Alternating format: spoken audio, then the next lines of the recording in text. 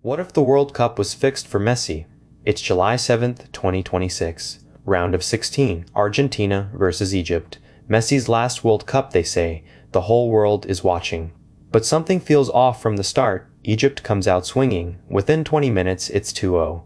The African champions are here to play. Argentina looks rattled. Messi is quiet. Too quiet. Then Egypt scores again, or so they think. The ball hits the net. Egyptian players celebrate, but the referee's hand goes up. VAR is checking. The stadium holds its breath. Then the goal is disallowed. Offside, they say. But replays show it's close. Too close to overturn, some say. Egypt screams for justice. The lead stays at 2-0. But the momentum shifts. Argentina smells blood. Before halftime, Argentina pulls one back. Now it's 2-1. Egypt's lead is halved. The second half is chaos. Argentina comes out with fire. Messi starts to find space. In the 67th minute, Argentina equalizes. Another goal disallowed for Egypt? No. This one stands. But Egypt's protests grow louder. They claim the first disallowed goal was a fix. The Egyptian FA blames FIFA. They say injustice. They say favoritism towards Messi's. The crowd in the stadium is split. Some cheer for Argentina. Others wave Egyptian flags in rage. Then, in the 88th minute, Argentina scores again. Third 2-2. Egypt is stunned. They push the greatest player of all time to the brink. But it wasn't enough. Or was it taken from them? The final whistle blows. Egypt is out of the World Cup. Messi advances to the quarterfinals. But the controversy doesn't end. Headlines the next day scream robbery. Egypt robbed by VAR, they say. FIFA denies any wrongdoing. Analysts call it a conspiracy theory. But Egypt isn't backing down. They demand an investigation. They point to Messi's star power. They ask, would that goal be disallowed if it were Argentina? We may never know.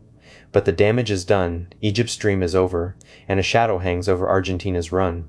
France awaits in the quarterfinals. But the story now isn't just football. It's about power. It's about money. It's about favoritism. Was it a mistake or a fix? The question lingers. Messi's legacy might be tainted. Egypt's anger is justified. Or is it just sour grapes? You decide.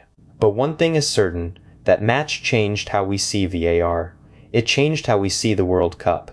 And it gave us the biggest what if of 2026. What if Egypt's goal had stood? Would they have held on? Would Messi's fairy tale end early? We'll never know. But the controversy will last forever.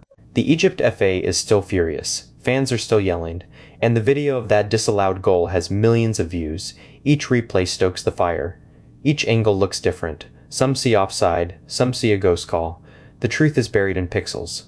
But the feeling is real. Injustice.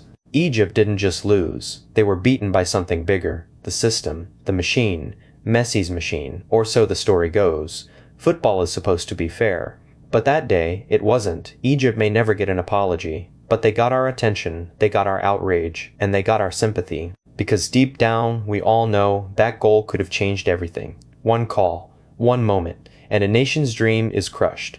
Welcome to the World Cup, where the beautiful game isn't always beautiful, where the referee's decision is final, unless it's wrong, unless it's biased, unless it's both. Egypt's story is a warning. No lead is safe, no victory is certain, and no opponent is too small to be forgotten. But maybe that's the point. Maybe the World Cup is bigger than any one player, or maybe it isn't. Maybe Messi's shadow is long enough to bend the game. We'll never know for sure. But we'll always wonder. And that's the most dangerous thing of all. And then the whistle blew. Egypt were 2 goals up, dreaming of a quarterfinal, and the world was ready for a new story. But football doesn't care about stories, it cares about moments. And the moments that followed bent the game so violently that Egypt still hasn't straightened out. The first crack came from a free kick, Messi of course. The ball curled over the wall, kissed the post, and settled in the net. 2-1. Suddenly, the Egyptian wall was trembling. Not from the shot, but from the weight of history. They knew, everyone knew. The second goal was a tap-in, a rebound off the goalkeeper's chest, straight to an Argentine boot.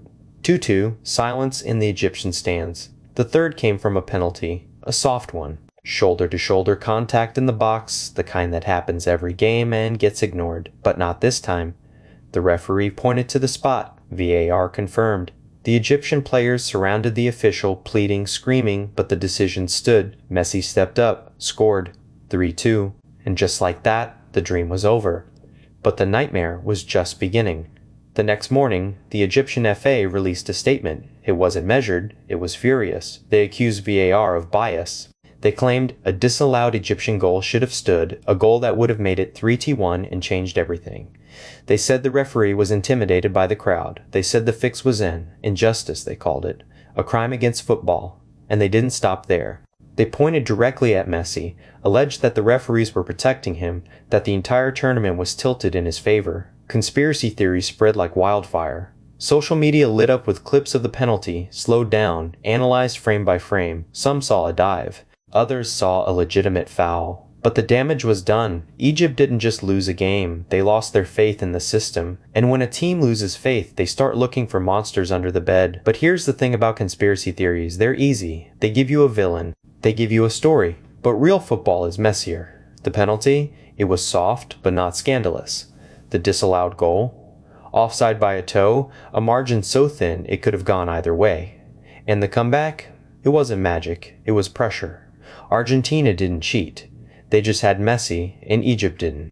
That's not a conspiracy, that's a talent gap. But try telling that to a nation that had their first World Cup knockout in decades snatched away in 10 minutes. They'll tell you the fix was in, and maybe they're right, or maybe they're just hurting. Because the cruelest thing about football is that sometimes the better team loses. But sometimes the better team wins, and it still feels like a robbery.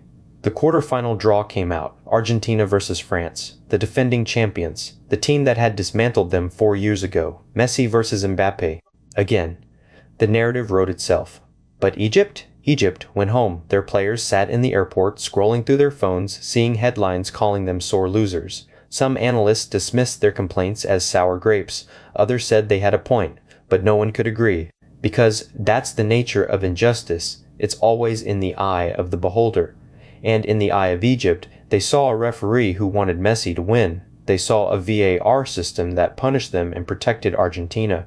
They saw a world that loves Messi so much it would bend the rules to keep his dream alive. And maybe that's paranoid. Or maybe it's just the truth. But here's the twist. Argentina didn't play well. They were outplayed for 60 minutes. Egypt's midfield was dominant. Their defense was organized. Their goalkeeper was heroic, and then Messi happened. One free kick, one rebound, one penalty, and the entire match flipped. That's not a fix. That's genius. But genius is indistinguishable from cheating when you're the one on the losing side. So Egypt raged. They demanded an investigation. They called for a rematch. But the World Cup doesn't stop for hurt feelings. The quarterfinals were scheduled, the narrative moved on, and Egypt was left with a question that will haunt them for years. Was it destiny or was it rigged? And the answer might be both. Because here's the uncomfortable truth. The World Cup is a stage, and the script is written by the powerful. Messi is the star. The referees are human. The VAR is a tool, but it's a tool operated by people. And people have biases. Conscious or not, they favor the legend over the underdog. They give the superstar the benefit of the doubt. They swallow the whistle when a giant falls, but blow it when a giant stumbles. Egypt felt that. They felt the weight of a system that had already decided who should win. And they fought it. They almost won. But almost doesn't count. Almost is just a scar. So what do we take from this game?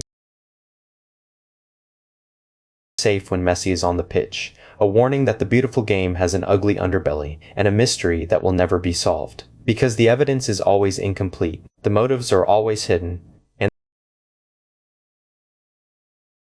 Argentina won, and the rest of the world shrugged. But for Egypt, the wound is still open. And every time they see Messi lift a trophy, they'll wonder, what if? What if that goal had stood? What if the penalty wasn't given? What if the referee had been brave enough to say no? But they'll never know. And that's the most dangerous thing of all.